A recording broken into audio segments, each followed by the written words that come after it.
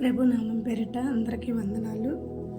వాక్యం వింటున్న ప్రతి ఒక్కరిని కూడా దేవుడు సమృద్ధిగా దీవించి 30 దంతులు 60 దంతులు నూరింతలుగా మీ జీవితాల్లో మీరు ఫలించేలా దేవుడు ఆశీర్వదించునుగాక. ఆమేన్.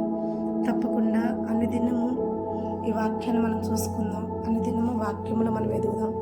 దేవుళ్ళో మనం ఎదుగుతున్నప్పుడు అనేక విధమైన వాక్యాలు మనం వింటున్నప్పుడు మన జీవితంలో మనకు ఎదురయ్యే ప్రతి సమస్యలో మనం ఎలా విసులుకోవాలి, ఎలా నడుచుకోవాలి అనేది మనకి చాలా జ్ఞానంగా తెలుసుకోగలుగుతాం. స్కూల్కి వెళ్ళిన పిల్లలు వాళ్ళకి ప్రతిదీ ఎలా నేర్చుకోగలుగుతున్నారు. క్రమం తప్పకుండా ప్రతి దినము ఆ బిడ్డలు స్కూల్ కాడి నుంచి హై స్కూల్ కాడి నుంచి కాలేజీలు వాళ్ళొక మొదలైంది మొదలుకొని ముగింపు వరకు చక్కగా వాళ్ళ చదువుల్లో చదువుతున్నప్పుడు ఎదుగుతున్నప్పుడు ఉన్నతమైన బిడ్డలు ఉన్నతమైన జీవితాన్ని ఎలా కట్టుకోగలుగుతున్నారంటే ఆ చదువు ద్వారా వాళ్ళకి జ్ఞానము, ఆ చదువు ద్వారా వాళ్ళకి ఎలా ఏది తెలుసుకోవాలో అలాంటి ఆలోచన కలిగి ఆ బిడ్డలు ఎదుగుతున్నారు. ప్రేమ బిడ్డలారా, అలాగే వాక్యము కూడా మనకు ఒక పాఠం లాంటిదే. ఈ వాక్యం వింటున్న మనము కూడా దేవుడు బడిలో పాఠాలు నేర్చుకుంటున్న బిడ్డలు లాంటి వాళ్ళమే. ఆ చదువుకున్న పిల్లలు ఈ లోకంలో ఎలా జీవించాలి, మనుషులతో ఎలా ఉండాలి, వాళ్ళ జీవితాలు ఎలా కట్టుకోవాలి అనేది వాళ్ళు ఎలా నేర్చుకుంటారో మనము కూడా ఈ వాక్యము అనుదినము దేవుడితో సహవాసము ఎప్పుడైతే మనము కలిగి ఉంటామో తప్పకుండా మన జీవితాల్లో కూడా మనం ఏ స్థితిలో ఉండాలో, ఏ పరిస్థితుల్లో ఉండాలో, ఎలాంటి సమస్యలప్పుడు ఎలా మనం ఎదుర్కోగలుగుతాము, ఎలాంటి శోధనలు మనకు వచ్చినా ఎలా మనము వాటిని ఎదిరించగలుగుతాము అనే జ్ఞానాన్ని నేర్పించే బడి, మనకు వచ్చిన శ్రమల్లో మనల్ని నిలబెట్టే బడి, మనకు వచ్చిన ఇబ్బందుల్లో మనల్ని బలపరిచే బడి. కాబట్టి ఈ బడిలో మనం ఎదుగుతున్నప్పుడు కూడా క్రమంగా పిల్లలు ఎలా శ్రద్ధ కలిగి నేర్చుకుంటారు. మనం కూడా మన హృదయముగా పూర్ణ హృదయంతో పూర్ణ ఆత్మతో శ్రద్ధ కలిగి దేవుడు ఒక సహవాసంలో మనం కూడా ఎదగాలన్నదే మా ఒక్క ప్రయాస. అయితే మనం ఈ శ్రమల కాలంలో ఉన్నాము. శ్రమల కాలాన్ని ధ్యానం చేసుకుంటూ ఉన్నాము. లెంట్ డేస్ మనము ఈ 40 రోజులు వాక్యాల్లో మనం ఉన్నాం కాబట్టి ప్రతి దినము ఈ 40 వాక్యాలు 40 మెట్లుగా మన జీవితంలో 40 మెట్లు అంటే మన జీవిత ఆశయానికి ఒక పునాది లాంటిది అనమాట. ఈ పునాది మీద మనం 40 మెట్లు వేసుకుంటాం. మన పునాది మనం చేర్చడానికి, మన పునాది మీద మనం స్థిరపడటానికి. అయితే ఈ 40 మెట్లు ఎవరైతే ఎక్కుతున్నామో క్రమంగా ఈ 40 మెట్లలో ఎవరైతే గురి కలిగి ఉంటామో తప్పకుండా మన జీవితం అనే పునాదిని వేసుకోగలుగుతాం. ఈ 40 మెట్లలో 40 ఆశీర్వాదాలు ఉంటాయని నేను ప్రతి వాక్యంలో మీకు చెప్తూనే ఉన్నా. ఈ 40 ఆశీర్వాదాల్లో ఏ ఒక్క ఆశీర్వాదం కూడా మనం మిస్ అవ్వద్దు. దాన్ని పోగొట్టుకునేవారిగా మనం ఉండొద్దు. పొందుకునేవారిగా ఉండాలి కానీ పోగొట్టుకునేవారిగా ఉండకూడదు. ఎందుకంటే ఈ 365 రోజులు ఈ 40 మెట్లు మనల్ని కాపాడుతూ వస్తాయి. ఎన్ని సమస్యలు వచ్చినా ఈ 40 మెట్లు మనకి మంచి పునాదిగా నిలబడతాయి. ఎక్కడ కూడా మనం పడిపోకుండా గాలికి, వానకి, తుఫానికి ఎక్కడ కూడా మనం ఎదగకుండా మంచి పునాది క్రీస్తు అనే బండ మీద పునాది అనమాట ఈ వాక్యం మనకి. కనుక మీరు తప్పకుండా ప్రతిరోజు ఈ వాక్యాన్ని వినాలని, ప్రతిరోజు ఈ వాక్యాన్ని అనుసారంగా మనం దేవుడు మనతో మాట్లాడాడని తెలుసుకోవాలి. మనల్ని మనం సరి చేసుకునేవారిగా ఉండాలని కోరుకుంటున్నాం. మరి తప్పకుండా మన ఛానల్ సబ్స్క్రైబ్ చేసుకోండి, అనేకరికి ఫార్వర్డ్ చేయండి, లైక్ చేయండి. మరి అంతేకాదు మా వాక్యాలు మీరు ఇంకా వినాలి, ఈ వాక్యాల్లో ఈ సహవాసంలో ఇంకా ఉండాలి అని మీరు అనుకుంటే మరి మనకి ఇన్స్టా కూడా ఉంది. సోషల్ మీడియా ఇన్స్టాలో అనేక వాక్యాలు మనం చూస్తూ ఉంటాం. అందులో మేము కూడా ఉన్నాము. ఇన్స్టాలో మన ఐడియా వచ్చేసి బేతేల్ మినిస్ట్రీ ఐడియా ఉంది. తప్పకుండా ప్రతి ఉదయం మనకి 7 గంటలు నుంచి 8 గంటల లోపల చక్కని దేవుడి వాక్యం వస్తుంటుంది. ప్రతి ఒక్కరూ ఈ వాక్యంతో పాటు ఆ వాక్యం కూడా చూడాలనుకున్న వాళ్ళు అందరూ కూడా ఇన్స్టాను కూడా మనకి ఫాలోవర్స్గా రావచ్చు. చక్కగా బేతేల్ మినిస్ట్రీ తప్పకుండా ఫాలోవర్స్ అవుతారని మేము కోరుకుంటున్నాం. అది మేమేదో ఘనత తెచ్చుకోవాలని కాదు, కానీ దేవుడు మాటలు అనేకరు అంగీకరించి ఆ మాటలు వింటున్నప్పుడు మన హృదయంలో ఉన్న బాధలు, మన హృదయంలో ఉన్న వేదనలు కొంతైనా తొలగిపోతుంటాయి. మరి ఎన్నో వాక్యాలు ఉంటాయి, ఏమో చెప్పలేం. ఏ వాక్యం ఎవరితో మాట్లాడుతూ, ఏ వాక్యం ఎవరిని ఓదార్చిద్దో, ఏ వాక్యం ఏ హృదయాలకు తాకిద్దో తెలియదు. కాబట్టి అన్ని వాక్యాలు మనం దేవుడి వాక్యాలే కాబట్టి వాటన్నిటిని కూడా మనం వింటూ వాటి చిత్తానుసారంగా మనం నడుచుకోవాలన్న ఒక ఆలోచనతోనే మరి ఈ యూట్యూబ్ ఛానల్లోనే కాకుండా ఇన్స్టాలో కూడా మేము ఉన్నాము. దాన్ని ఫాలో అవ్వండి అని మిమ్మల్ని అందరినీ కూడా ప్రేమపూర్వకంగా కోరుకుంటున్నాం. మరి ఇన్స్టా ఐడియా వచ్చేసి నేను చెప్పాను, బేతేల్ మినిస్ట్రీ అని ఉంటుంది. తప్పకుండా వాక్యం, ఉదయకాలం వాక్యం, ప్రతిరోజు కూడా ఒక వాక్యం, ఎవరికైతే ఆ వాక్యం దేవుడు మాట్లాడతాడో ఆ వాక్యం ఒక ఎవరిని కూడా మనం తెలుసుకోగలుగుతాం. మరి ఈరోజు 7వ మెట్టు, మనం 6 మెట్లు పూర్తి చేసుకున్నాము. ఈ శ్రమల కాలాల్లో మనం శ్రమల కాలాలు అనే కన్నా దేవుడితో గడిపే 40 రోజులు. ఎందుకంటే ఎలాంటి వారు ఎంత బిజినెస్, ఎంత బిజీగా ఉన్నవాళ్ళైనా సరే లెంట్ డేస్ అంటే తప్పకుండా పాటిస్తారు. నేను చాలామందిని చూశాను, లెంట్ డేస్ అంటే వాళ్ళు చాలా శ్రద్ధగా 40 రోజులు ఫాస్టింగ్ ఉండగలిగిన వాళ్ళు ఉంటున్నారు, ఉండలేని వాళ్ళు దేవుడికి దగ్గరగా ఉంటున్నారు. వాళ్ళ శరీరం సహకరించేదాన్ని బట్టి వాళ్ళు ఒక తీర్పు తీసుకుంటూ ఉంటున్నారు. అయితే మనం కూడా మన శరీరం సహకరిస్తే ఫాస్టింగ్ ఉండొచ్చు, లేదు మన శరీరం బలహీనత, చాలామంది షుగరు, బీపీలు ఇలాంటి చాలా ప్రాబ్లమ్స్తో ఉంటారు కదా. ఇలాంటి ప్రాబ్లంలు ఉన్నవాళ్ళు, ప్రెగ్నెంట్స్గా ఉన్నవాళ్ళు ఉంటారు, బాగలేని వాళ్ళు ఉంటారు. ఇలాంటి వారందరూ కూడా ఫాస్టింగ్ ఉండాలని ఏం లేదు, ఫాస్టింగ్ అనేది దేవుడికి దగ్గరగా ఉంటాం. కాబట్టి ఈ శ్రమల దినాలు అనేది ఏంటంటే క్రీస్తు మన కొరకు శ్రమ పడ్డాడు కాబట్టి వాటికి శ్రమ దినాలు అని పెట్టారు. ఈ శ్రమల దినాల్లో ఈ వారం 2వ బుధవారం అనమాట, బస్వ బుధవారాలు అంటారు వీటిని. ఫస్ట్ బస్వ బుధవారం అయిపోయింది, ఇది మరి 2వ బస్వ బుధవారం అనమాట. బస్వ బుధవారం అనే అంటానికి కూడా నాకు తెలిసిన దాంట్లో నేను కొంచెం అర్థం మీకు చెప్తాను. బస్వ బుధవారం అని ఎందుకు అంటారంటే చాలా చర్చిల్లో ఏం చేస్తారంటే యూబూది, ఈ గుడ్ ఫ్రైడే రోజు కొబ్బరి మట్టలు పుట్టుకుని అనేకరు కూడా ఈ ఒక్క ఆలయం చుట్టూ కానీ లేదా సువార్త ప్రకటిస్తూ కొన్ని వీధుల్లో కానీ ఈ గుడ్ ఫ్రైడే ఈస్టర్ రోజు మనందరం కూడా ఇట్లా చేస్తామన్నమాట. మట్టల ఆదివారం అంటారు దాన్ని. అప్పుడు అట్లా తిరిగినప్పుడు ఆ మట్టలన్నీ ఏం చేస్తారంటే జాగ్రత్త చేసి వాటన్నిటిని కాల్చి దాన్ని భస్మం అంటే బూడిదలాగా చేస్తారనమాట. ఆ బూడిదని దాచిపెడతారు. దాచిపెట్టినప్పుడు ఇట్లా లెంట్ డేస్ అండి 40 రోజులు మొత్తం కలిపితే 46 రోజులు వస్తాయి. ఎందుకంటే 5వ తారీఖు నుంచి మొదలైంది. ఈ బస్వ బుధవారాలు అన్నీ మనం మొదలు పెట్టుకుంటే 46 రోజులు వస్తాయి. అయితే మనం ఏం చేస్తామంటే ఆదివారాలు తీసేస్తాం, ఆదివారాలు లెక్కేస్తాం. ఎందుకంటే ప్రతి ఒక్కరూ ఆదివారం క్రమంగా చర్చికి అట్లా వెళ్తారు కాబట్టి ఆదివారాలు తీసేసి ఆదివారాలు కాకుండా ఈ ఒక్క లెంట్ డేస్ 40 రోజులు చేశారు. 40 అనే పదానికి కూడా అర్థం ఉందన్నమాట. ఇప్పుడు మనం బూడిద గురించి చెప్పుకుంటున్నాం కాబట్టి చెప్తానండి.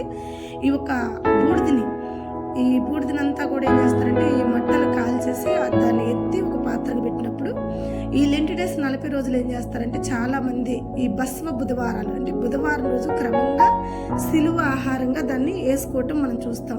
చాలా చర్చిల్లో అలా జరిగింది. అలా బూడిద వాళ్ళ సిలువ ఆహారంగా వేసుకోవటానికి అర్థం కూడా ఏంటంటే బైబిల్లో కొంతమంది దైవ సేవకులు వాళ్ళు బూడిదలో కూర్చుని ప్రార్థన, నినివే పట్టణం ప్రజలు కూడా గోని పట్ట కట్టుకుని బూడిద పూసుకుని ప్రార్థన చేసినట్టు, అలాగే దానియేలు కూడా బూడిద నెత్తి మీద చల్లుకొని గోని పట్ట కట్టుకుని ఉపవాసం ఉండి ప్రార్థన చేసినట్టు, అంతేకాకుండా మన యేబు కూడా శ్రమల దినాల్లో అతను కూడా నెత్తి మీద బూడిద పోసుకుని ప్రార్థన చేసినట్టు, ఇలా చాలామంది దైవ సేవకులు, అలాగే దావీదు కూడా కీర్తనల గ్రంథంలో చాలాసార్లు అదే మాటలు చెప్పాడు. కాబట్టి ఇలా జరిగింది. కాబట్టి ఈ బూడిద అనేది శ్రమలకి, ఆ శ్రమలు వచ్చినప్పుడు దేవుడికి ఎక్కువగా ప్రార్థన చేసేదానికి గుర్తుగా ఉందన్నమాట. ఈ బూడిద అనేది బాగా శ్రమలు వచ్చినప్పుడు, బాగా ఇబ్బందులు వచ్చినప్పుడు, బాగా శోధనలు వచ్చినప్పుడు వాళ్ళు అలా వారు తగ్గించుకుని ఆ బూడిద నెత్తిని పోసుకుని ఈ ప్రేయర్స్ అనేది జరిపించారు, ఉపవాస ఫాస్టింగ్ అనేది చేశారు వాళ్ళు. కాబట్టి ఈ చర్చిల్లో కూడా మనం కొన్ని చర్చిల్లో కూడా ఏం చేస్తున్నారంటే ఆ ఒక మట్టలన్నింటిని కూడా భస్వాన్ని చేసి ఒక బూడిదిగా చేసి ఈ లెంట్ డేస్ శ్రమ దినాల్లో ఎక్కువగా దాన్ని ఫాలో అయ్యే వాళ్ళు ఎవరు అంటే ఎక్కువగా శ్రమలున్నోళ్ళు, చాలా దినాల నుంచి సంతానం లేక ఇబ్బంది పడుతున్నవారు, చాలా రోజుల నుంచి బలహీనతలతో అనారోగ్యంతో బాధపడుతూ, ఆరోగ్యం లేనివారు, సమాధానం లేనివారు, మరి 365 రోజులు పని అయినా వద్దు, ఈ 40 రోజులు దేవుడితో గడపాలనుకునే వాళ్ళు కొందరు, ఇట్లా ఎవరు అవసరాన్ని బట్టి, ఎవరు ఆలోచన బట్టి వాళ్ళు దేవుడితో సహవాసం కలిగి ఉంటారనమాట.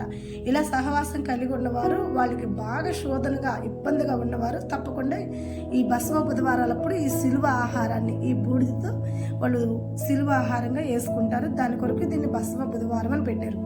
ఇంకా 40 days అంటే 40 రోజులు ఎందుకు ఫాస్టింగ్ అనే, మరి ఆ 6 రోజులు పక్కన పెట్టేసి 40 రోజులని బాగా ఎందుకు ఎంచుకున్నారు, 40 రోజులు లెంటి డేస్ అని ఎందుకు అంటున్నారు అనే దానికి కూడా కొంత అర్థం నేను చెప్తా నాకు తెలిసిన దాంట్లో.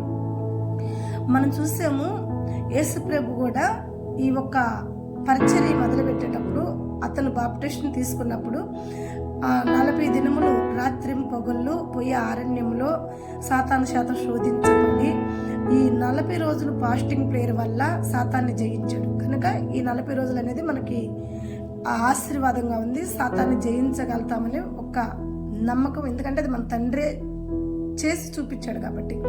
పోతే 40 రోజులు అనేది మోషే కూడా ఆ దేవుడు ఒక సంకల్పం, దేవుడు ఒక చిత్తాన్ని తెలుసుకోవటానికి రాత్రింబొగుళ్ళు 40 రోజులు అసీనాయి పర్వతం మీద 10 ఆజ్ఞల కొరకు ప్రార్థించటం మనందరం చూసాం. కాబట్టి ఆ విధంగా కూడా దేవుడు ఒక సంకల్పాన్ని మనం తెలుసుకుంటాము అన్న ఆలోచనతో 40 రోజులు ఫాస్ట్ డేస్. అలాగే శ్రమకాలాలు వచ్చినప్పుడు దేవుడు శత్రువులందరినీ అంతం చేయాలనుకున్నప్పుడు ఓడలో రక్షింపబడిన నవాహు కూడా 40 రాత్రులు 40 పగుళ్ళు ఆ ఓడలో రక్షింపబడ్డది మనకు తెలుసు. అలాగే మనం కూడా చూస్తే ఈ లోకంలో భయంకరమైన తెగుళ్ళు, భయంకరమైన ఇబ్బందులు, భయంకరమైన స్థితిగతులు ఉన్నాయి. కాబట్టి అలాంటి వాటిలో మనం తప్పించుకోవటానికి 365 రోజులు మనం సేఫ్గా ఉండటానికి, ఆరోగ్యంగా ఉండటానికి ఈ 40 రాత్రులు 40 పగుళ్ళు దేవుడితో గడపటానికి మనకు ఒక చక్కని అవకాశం, రక్షణ కొరకు అని చెప్పి ఇలా ఈ ఒక 40 days అనేది 40 రోజులు అనేది మనం నిర్ణయించుకున్నాం అనమాట. అది బైబిల్ పూర్వంగా ఉంది కాబట్టి 40 రోజులు అనేది పెట్టుకున్నాం. కాబట్టి ప్రియమైన బిడ్డలారా, మరి తప్పకుండా ఈ 40 రోజులు 40 మెట్లని నేను చెప్పాను. ఎందుకంటే నాకు ఇచ్చిన తలంత అదే దేవుడు. నేను ఈ ఫాస్టింగ్ ప్రార్థనలు మామూలు చేద్దాంలే, ఒక వాక్యాన్ని ఫార్వర్డ్ చేసేది ఎందుకు, సంఘంలో మామూలు చేసుకోవచ్చు అనుకున్నప్పుడు కాదు. దేవుడు నాకు ఇచ్చిన ఆలోచన ఏంటంటే ఈ 40 రోజులు 40 వాక్యాలు 40 మెట్లుగా 40 విధాలుగా 40 విధాలైన వాక్యాలని బైబిల్లో నుంచి తీసి వాటి యొక్క వివరణ అనేకరికి తెలియచేయాలనేది దేవుడు యొక్క సంకల్పం. అయితే దేవుడిచ్చిన సంకల్పాన్ని నేను గుర్తెరిగాను. అది గుర్తెరిగి దేవుడి చిత్తానుసారంగా జీవించాలనేది నా ఆశ. కనుక ఈ 40 మెట్లు అనేది ఎలాంటిదంటే, భయంకరమైన స్థితిగతిలో పడిపోయిన వారిని, భయంకరమైన లోయలో పడిపోయిన వారిని, మన జీవితాలకి ఇక లేవలేమో అనుకునే వారికి, అలా పాతాళంలోనే మనం పడిపోయే స్థితి కాదు. ఈ ఒక్క 40 రోజులు ఈ శ్రమల కాలాలు, ఈ ఫాస్టింగ్ ప్రేయర్స్ అనేది 40 మెట్లు మనకి, మనం పాతాళంలో నుంచి పైకెక్కే మెట్లు అనమాట. క్రీస్తు అనే పునాది మీద మనం స్థిరపడే మెట్లు అనమాట ఇవి. కాబట్టి ఇలా నాకు ఒక ఆలోచన కలిగి నేను ఈ యొక్క ఫాస్టింగ్ని నేను తీసుకోవటం జరిగింది. 40 రోజులు 40 మెట్లని నేను ఈ వాక్యాన్ని మొదలుపెట్టాను అనమాట. ఒక్కొక్క రోజు ఒక్కొక్క మెట్లో ఒక్కొక్క ఆశీర్వాదం మనం పొందుకుంటున్నాం. కొంచెం కష్టంగా ఉంటుంది, సమయాన్ని ఇవ్వాలి, సమయానుసారంగా మనం వాక్యాన్ని వినాలి. కష్టమైన పర్లేదు, యేసు ప్రభు చూడు ఎంత శ్రమ పడబట్టి శ్రమ దినాలని పెట్టారు వీటిని. ఆయన అంత శ్రమ పడ్డప్పుడు మనం కనీసం ఒక గంట, ఒక గంట కూడా ఇవ్వట్లేదు మీకు మెసేజ్. ఒక 20 నిమిషాలు 30 నిమిషాలు, అందుకని పెద్దగా ఏముండదు.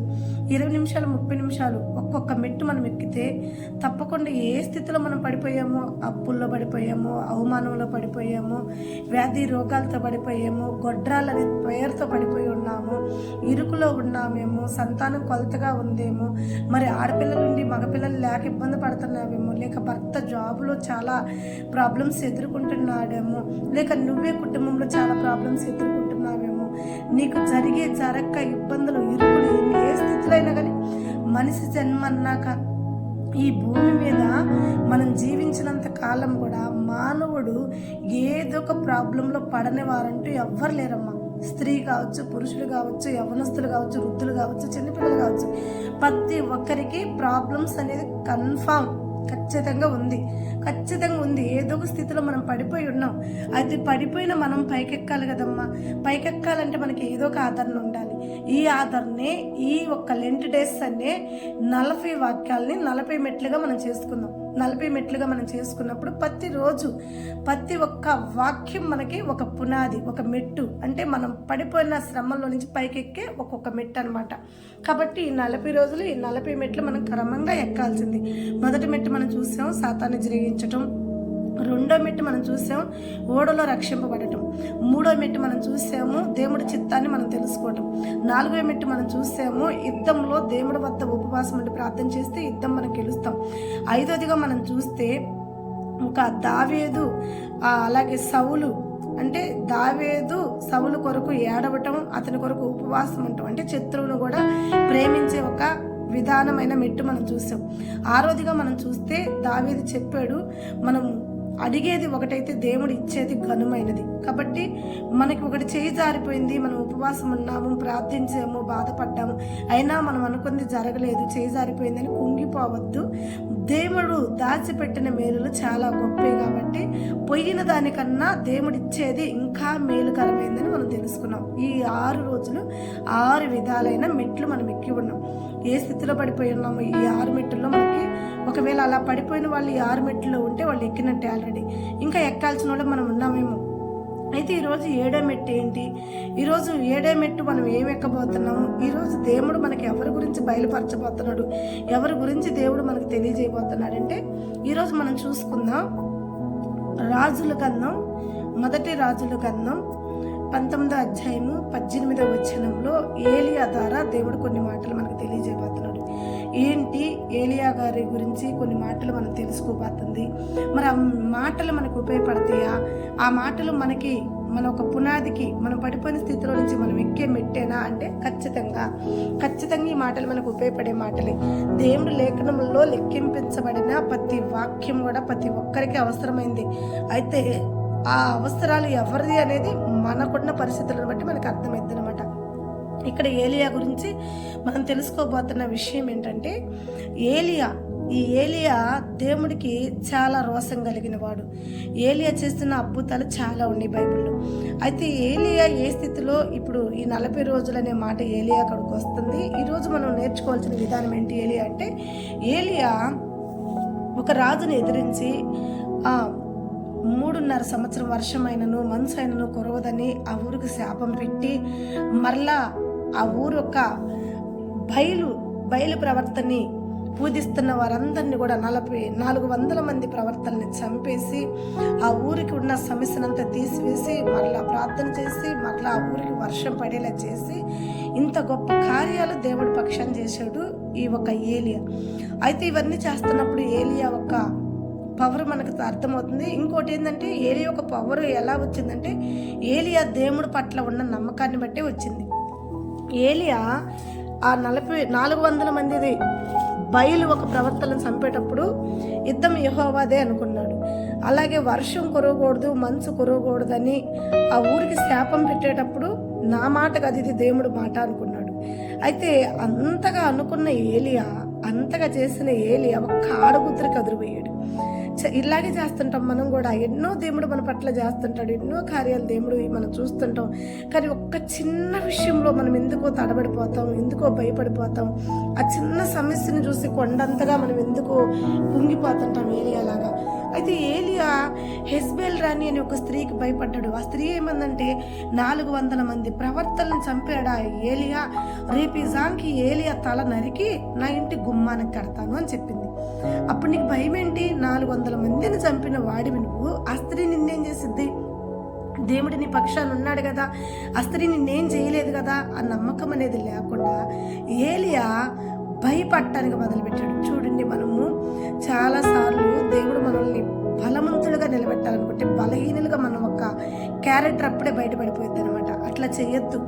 భయపడిపోయి ఎక్కడో దాంకుని అడవిలోకి పరాలైపోయి చాలా బలహీనుడయ్యి ఒక చెట్టు కింద అన్నం లేక నీళ్ళు లేక కళ్ళు తిరిగి పడిపోయి ఉంటాడు. అలాంటి సమయంలో దేవుడు నమ్మదగిన దేవుడమ్మా. మనం పడిపోయేదే దేవుడి చిత్తం కాదు. దేవుడు మనల్ని పైకి లేపాలన్నదే దేవుడి చిత్తం. మనం నిలబడాలి, రోషంగా యెహోవా కొరకు మనం పనిచేయాలి. యెహోవా కొరకు అనేక సమస్యలు మనం ఎదుర్కోవాలి, అనేక ఇబ్బందులు మనం ఎదుర్కోవాలనేది దేవుడి చిత్తం. ఏలియా ఇలా పడిపోయినప్పుడు దేవుడు తన వద్ద ఉన్న దూతను పంపించి ఆ దూత వెళ్ళి ఏలియాని లేపి ఏలియాకు ఒక అప్పము కొన్ని నీళ్లు ఇచ్చి ఆ అప్పాన్ని తినబెట్టి ఏలియాతో చెప్పింది, ఏలియా నీ శక్తిని మించిన ప్రయాణం నీకుంది. 40 రాత్రులు 40 పగళ్ళు నువ్వు ప్రయాణం చేయాలి కనుక ఇదిగో నీ బలహీనను పోగొట్టుకునే ఒక రొట్టె, ఇదిగో ఆ రొట్టె తిన్నాక నీ అంగలార్పును నాక్షంగా మార్చే నీరు అని చెప్పి ఇస్తుంది అనమాట. అయితే అలా ఇచ్చినప్పుడు ఏలియా ఆ రొట్టె పుచ్చుకుని ఆ నీళ్లు తాగినప్పుడు ఏలియా బలహీనతలంతా కొట్టివేయబడ్డి చాలా బలం పొందుకున్నాడు. చాలా బలం పొందుకుని తన శక్తికి మించిన ప్రయాణాన్ని 40 రాత్రులు 40 పగళ్ళు ప్రయాణం చేశాడనేది ఈ వాక్యం. ఇప్పుడు ఏలియా ద్వారా మనం నేర్చుకునే విధానం ఏంటి? మనం నేర్చుకోవాల్సింది ఏంటంటే ఈ వాక్యము రొట్టె లాంటిది మనకి, ఈ వాక్యము ఓట లాంటిది మనకి. ఈ వాక్యం మనకు శక్తినిచ్చిద్ది. ఏ స్థితిలో మనం అదిరిపోయాము, శత్రువులకు అదిరిపోతున్నామా, రోగానికి అదురుబాతున్నామా, అప్పులకు అదురుబాతున్నామా, బిడ్డల సమస్యలు బిడ్డల చదువులకు అదురుబాతున్నామా, భర్తకు అదురుబాతున్నామా, భార్యకు అదురుబాతున్నామా, ఏ స్థితిలో మనం అదురుపోయి జీవం కలిగిన దేవుడు మన పక్షాన ఉన్నాడని తెలిసి కూడా, ఆయన చేసిన అద్భుత కార్యాలు మన జీవితంలో ఉండి అని తెలిసి కూడా, కానీ మనంలో మనమే బలహీనత చేసుకుని కుంగిపోయి మంచాలకి అంకితమైపోయి కన్నీరు విడుస్తూ బాధపడుతూ అన్నం నీళ్ళు లేకుండా హింసిస్తుంటాం కదా.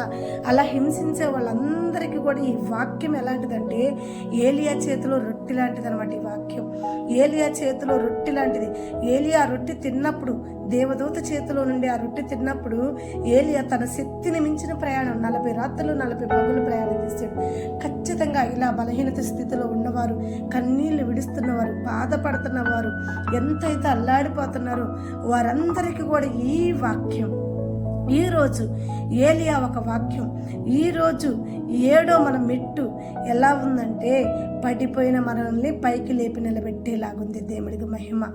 ఎక్కడైతే మనం దాంకున్నామో, ఏ స్థితినైతే చూసి మనం దాంకున్నామో ఆ స్థితి నుంచి మనల్ని విడిపించే వాక్యంగా ఉంది. దేవుడికి మహిమ కలుగును గాక.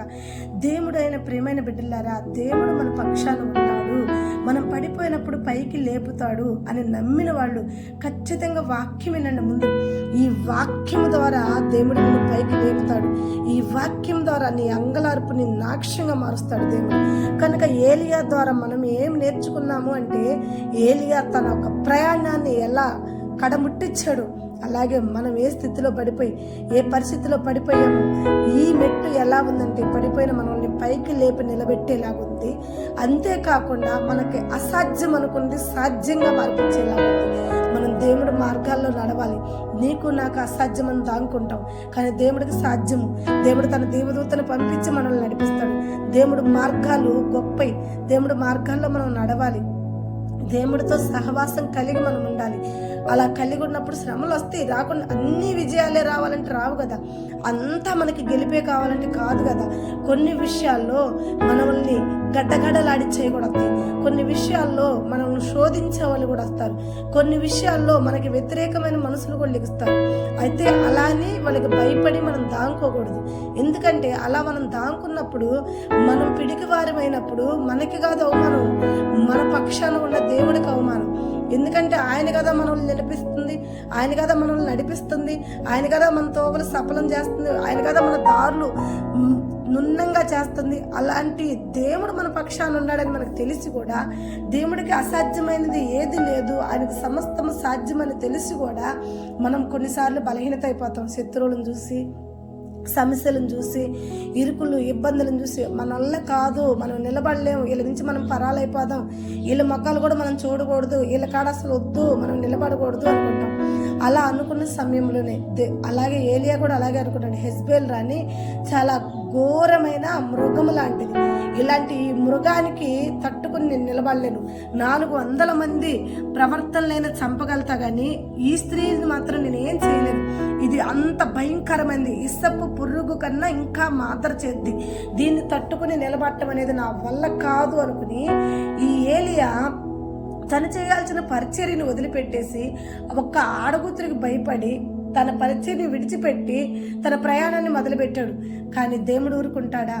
ఇదిగో చెప్తున్నా, ప్రతి దైవ సేవకుల కాడ, ప్రతి కుటుంబంలో, ప్రతి విశ్వాసి కాడ కూడా ఒక శత్రువు అనేవాళ్ళు ఉంటారు. ఆ శత్రువుని జయించినప్పుడే మనం నిజంగా దేవుడు బిడ్డలం. ఆ శత్రువుని జయించేది మనం కాదు, మన పక్షాన ఉన్న దేవుడు. శత్రువుకు భయపడి మన పరిచర్యని వదిలిపెట్టి, మన సేవను వదిలిపెట్టి, మన యొక్క దేవుడు ప్రేమను వదిలిపెట్టి, మన విశ్వాసాన్ని, మన పరిచర్యని వదిలిపెడితే దేవుడు ముందు అవమానంగా ఉంటాం. మనసును మనం గెలిపించినట్టు ఉంటుంది, శత్రువులకి విజయం ఇచ్చినట్టుంటుంది. అలా వద్దు. శ్రమైనా, కరువైనా, ఖడ్గమైన, హింసైనా, వస్త్రహీనతైనా ఏదైనా సరే యెహోవా చూసుకుంటాడు. మన పక్షాన ఉన్నవాడు బలవంతుడు, మనం బలహీనులమి. కానీ మన బలవంతుడు మన బలహీన సమయంలో మనల్ని బలపరుస్తాడు. ఏలియా వద్దకు అప్పాన్ని పంపించి బలపరిచాడు, నీ వద్దకి ఈ వాక్యాన్ని పంపించి నేను బలపరుస్తున్నాడు. ఈ వాక్యం నీకు చెప్తుంది, నీతోనే మాట్లాడుతుంది. ఈ వాక్యం నిన్నే, నీ కొరకే ఈ వాక్యాన్ని సమయంలో దేవుడు నీ వద్దకు తీసుకొచ్చాడు. ఎందుకు తీసుకొచ్చాడు అనుకుంటున్నావా? నీ కొరకే ఎందుకు వచ్చింది అనుకుంటున్నావా? ఏ స్థితిలో భయపడుతున్నావు? శత్రువుల శ్రమలు, అలాగే సాతాను శోధనలు, అలాగే అప్పుల బాధ, అలాగే రోగాల బాధ, అలాగే అవమానం అనే బాధ, ఏటిలో నువ్వు దాంకున్నావో వాటిలో నుంచి నేను బయటికి రమ్మంటున్నాడు దేవుడు. నువ్వు దాంకునే స్థానంలో దేవుడిని ఉంచడంట. తోకవలే నువ్వు ఉండటము, తోకవలే నువ్వు దాంకోవటం దేవుడి చిత్తం కానే కాదు. తలవలే నువ్వు ఉండాలి. దేవుడి మధ్య నువ్వు ఏజ్యం ఆడాలి, దేవుడితో నువ్వు పోరాడాలి. యాకోబు పోరాడినట్టు నువ్వు పోరాడి గెలవాలి. శత్రువు సైన్యం అంటావా? రాని. ఎంత శత్రువులు నీ మీదకి వస్తున్నారు? ఇంటి వాళ్ళు వస్తున్నారా, బయట వాళ్ళు వస్తున్నారా, కుటుంబంలో వాళ్ళు వస్తున్నారా? దేవుడు అంటున్నాడు, నా నామము నిమిత్తం మీరు అవమానం పడినా, హింసపడినా మీరు ధన్యులు. మనకు ధన్యత పొందుకుంటున్నాం మనం. శత్రువుల ద్వారా మనకు దేవుడి వద్ద మనకు ధన్యత, గొప్ప ఆదరణ, గొప్ప ఆదరణ, దేవుడి ఆదరణ మనకు దొరికిద్ది. దేవుడి శక్తి మనకి ఇస్తాడు. కాబట్టి శత్రువులు కూడా మనకు మిత్రులే. ఎందుకంటే మనకి దేవుడికి దగ్గర చేస్తున్నారు. వాళ్ళు మనల్ని శోధించి, మనల్ని బాధ పెట్టి, మనల్ని అవమానపరిచి, మనల్ని నిందించి వాళ్ళు మనకి మేలే చేస్తున్నారు. ఎందుకంటే వాళ్ళు అలా శోధించకపోతే మనం దేవుడికి దగ్గర కాలేం. వాళ్ళు మనల్ని అలా తోలనాడకపోతే, వాళ్ళు మనల్ని అలా యుద్ధం చేయకపోతే, వాళ్ళు మన మీద అలా సైన్యం లేవకపోతే మనం దేవుడి మీద ఆధారపడలేము, దేవుడి వద్ద ఉండలేము, దేవుడితో సహవాసం కలిగి చేయలేము. ఎందుకంటే మన మీద మనకు ఒక నమ్మకంగా, మన మీద మనకు ఒక విజయంగా ఉంటాం. దేవుడి మీద ఉండాలన్నది కాబట్టి దేవుడి చిత్తం, దేవుడి మీద ఆనుకోవాలన్నది దేవుడి చిత్తం. కనుక ఇలాంటి శత్రువులను మనకి ఇంట్లో లేపుతాడు, ఇంటి ముందు లేపుతాడు, ఇంటి పక్క లేపుతాడు, ఇంటి వెనక లేపుతాడు. మనతో ఉంటానే మనల్ని శోధించే వాళ్ళు కూడా వస్తారు. వచ్చినప్పుడు నువ్వు భయపడగాక, దేవుడి మీద ఆధారపడి. ఏలియాలాగా భయపడి మనం దాంకోవద్దు. ఏలియాలాగా దేవుడిచ్చిన అప్పాన్ని స్వీకరించి, దేవుడిచ్చిన నీటిని తాగి 40 రాత్రులు 40 పగళ్ళు తన ప్రయాణాన్ని, తన పనిని ఎలా కడముట్టించాడో మనం కూడా ఈ వాక్యమిని, ఈ 7వ మెట్టు మనల్ని పడిపోయిన మనల్ని నిలబెట్టింది కాబట్టి, దాంకున్న మనల్ని బయటికి రమ్మని చెప్తుంది కాబట్టి, అప్పుల విషయంలో కానీ, అవమాన విషయంలో కానీ, వ్యాధి రోగాల విషయంలో కానీ, గొడ్రాలు అనే మాట విషయంలో కానీ, లేక సమాధానం లేని దాన్ని, సమాధానం లేనివాడా, పనికిమాలినోడా, ఇలాంటి వాటన్నిటిలో నువ్వు దాంకున్నట్టుకుంటే ఈరోజు నీకు విడుదల బయటకు వచ్చేసి ఏలియా వలె నీ వాక్యం విని బలాన్ని తెచ్చుకో. ఏలియా వలె నీ జీవితాన్ని ముందుకు సాగించు. ఏలియా వలె నీ జీవితంలో కడముట్టించు. ఏలియా వలె ఈ విజయాన్ని పొందుకుంటాం. దేవుడి మాటలు దీవించి ఆశీర్వదించును గాక. తప్పకుండా ఈ వాక్యం వింటున్న మనందరం కూడా ఏలియా బలాన్ని తెచ్చుకున్నట్టు ఈ వాక్యం ద్వారా మనము కూడా ఏ స్థితిలో పడిపోయామో, ఏ స్థితిలో దాంకున్నామో బయటికి వచ్చి వాటిని ఎదుర్కొని మన సమస్యల నుంచి, మన ఇబ్బందుల నుంచి, మన ఇరుకుల నుండి మనం విజయాన్ని పొందుకుందాం గాక. ఆమేన్. God bless you. దేవుడు మీ పోరాటంలో మీకు తోడై ఉండి మిమ్మల్ని అందరినీ గెలిపించును గాక. తప్పకుండా ఈ వాక్యాలు వినండి. ఈ వాక్యాలను అనేకరికి షేర్ చేయండి, అనేకరికి ఫార్వర్డ్ చేయండి. అంతేకాకుండా మన ఛానల్ని సబ్స్క్రైబ్ చేసుకోండి. ఇంకా మీరు వినాలి, ఇంకా వాక్యాలు తెలుసుకోవాలి, ఇంకా ఉదయకాల సమయాన్ని కూడా దేవుడితో సహవాసం కలిగి ఉండాలంటే తప్పకుండా ఇన్స్టాలో మనం ఉన్నాము. బేతేల్ మినిస్ట్రీ అని మన ఇన్స్టా ఐడియా. తప్పకుండా దాంట్లో మీరు అందరూ కూడా పాలి భాగస్థులయ్యి అందరూ ఫాలోవర్స్ అవుతారని ప్రేమపూర్వకంగా వాక్యంలో ఎదగాలని కోరుకుంటున్నాను.